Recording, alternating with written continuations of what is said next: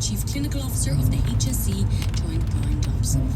And while the rollout isn't a race... You've mentioned the vaccination programmes in Israel, in the United Kingdom, and the evidence that's emerging from those. And in comparison with what's been happening in those countries, it seems very, very slow here, doesn't it? I mean, the figures are suggesting around 1,000 first doses a day in this country. Scotland, we heard this week, has vaccinated a similar population to ours, 1 million people with their first dose. Of course, and we in Ireland, as part of the EU, are going through the EU procurement, the EU administration on a pro rata basis of the vaccines. All I can tell you is we're dishing it out as quickly as we get it in.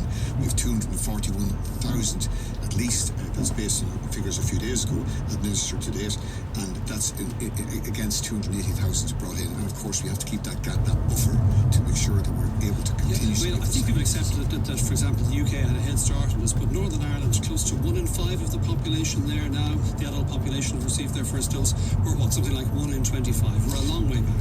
We are, but as I say, as quickly as we're getting into this country, we're giving it out. At this point in time, about 5 in 100 people had of the population had a first vaccination. 1.7 per 100 are fully vaccinated. Yeah, so we're on this slow train from Brussels. That's the problem. This is not a sprint; it is a marathon, and we want to. In this country, we've decided a prioritisation is one that I think is based on sound clinical principles and based on our experience of this, how this virus most greatly affects different groups. Dr. Colm Henry on yesterday's news at Rome. But with the issue of variants comes again the issue of quarantine, an argument so thrashed out at this point, it seems difficult to know what else to say. But on we shall go. Taoiseach Leo Varadkar joined Sarah on Tuesday's drive time, and she put this to him regarding mandatory hotel quarantine. Well, Taoiseach, the point has been made a couple of times over the last couple of weeks that the government was told by NPHET last May, it was May 9th last year, that this should be done, and they specifically said mandatory hotel quarantine as well, that rather than checking on people in their homes, because they said that was the greatest deterrent, and also that it was easier rather than trying to check on people in their homes. And they also said at that time the government should undertake the necessary work to allow for this to be done back in May, and yet here we are, waiting for the legislation to be passed, looking into the legalities of it now, checking out how, what hotels might be available or not. Has this government left us wide open by inaction? No, and we're going through a very difficult period in this pandemic at the moment, but if you compare us with our neighbourhoods, and it is important to compare us with our neighbourhood, which is Western Europe, notwithstanding the tragedy of January, we still have one of the lowest mortality rates in Western Europe, probably only Norway and Denmark at this stage lower than us, and we are making real progress getting through this third wave, and that wouldn't have happened had it not been for the sacrifice of the Irish people. And Leo Varadkar talked about the difficulties they'd encountered last May. First of all, the fact that it can never be fully effective in the way it is in other parts of the world because of the land border with Northern Ireland, which you can't really impose 14-day quarantine on. Then all the issues, the legal issues around our constitutional rights, our civil rights, our European rights, and then also all those practical issues that arise, in terms of so you organising found out about those last centres. May then, and what was the decision then, to just leave it because it was too difficult? A decision was taken at that point not to proceed for the reasons I've outlined. First of all of those difficulties which we're now trying to resolve, but also the fact that we were through the first wave. You didn't think you'd need it?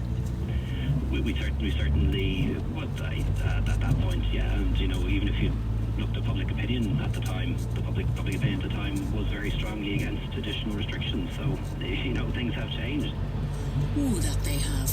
On Thursday's Morning Ireland, Anya spoke to Taoiseach Micheál Martin, and she too had some questions for government, particularly against the backdrop of our UK neighbours imposing strict travel restrictions. A lot of opposition politicians have been very critical about, that enough hasn't been done on border controls up to this. NPHET has been recommending tighter border controls and tighter restrictions and observation of people coming into the country last May and early in the winter. But we're only moving, it seems, when the UK government moves. No, I think if you go back along when we came out of the first phase and through the summer months, the whole momentum moved towards a European traffic light system, which now are quite got off the ground because of the second wave. We had kept the numbers down in the second wave. I think the variant and the arrival of the variant has given an added momentum and important issue of border controls. And border controls are important in terms of reducing the volume of variants and delaying variants coming into the country. But if we've done more sooner, the UK strain may not be, the dominant strain it is at this point in time. Well, I'm not so sure about that, because I think in many respects the UK were first out of the traps with their genomic sequencing. They're very significant capacity. It's just a different walk here, isn't that what Roisin Short had said? Of course, but I mean the idea of, and I even now as we move into a mandatory quarantining situation, we've got to think beyond that too as a strategy. All countries do. Otherwise, in the medium to long term, we end up as prisoners in our own countries. And so that comes back to the global vaccination strategy, which is going to be key to resolving this, ultimately. Taoiseach Micheál Martin on Thursday's Morning Ireland. Now, while keeping to the restrictions is very difficult, understatement, this next clip might just stop you in your tracks. On Liveline, Joe spoke to people with long COVID, no energy, pain, headaches, and with such a new virus, limited medical knowledge of how best to proceed. It was a very scary listen. Laura was one of the many callers who phoned Joe. So I got diagnosed in mid-September, and at the start I was fine, no problem.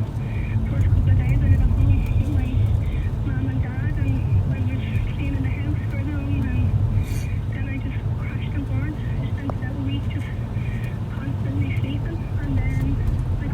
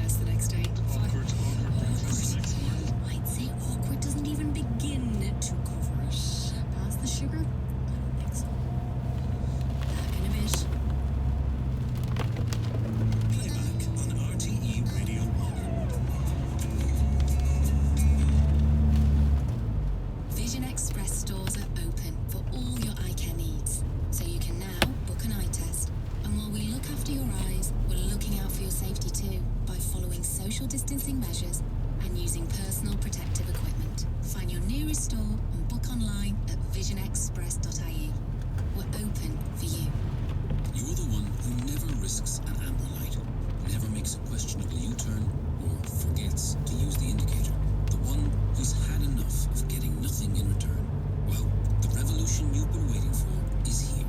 Aviva are standing up for safe drivers, offering more ways to protect your no-claims bonus, such as added step-back bonus protection and protected no-claims bonus discounts. Buy your policy and join the safe driver revolution at aviva.ie. For car insurance, you're safe in the hands of Aviva. Acceptance criteria, terms and conditions apply. Offer subject to minimum premium of €280.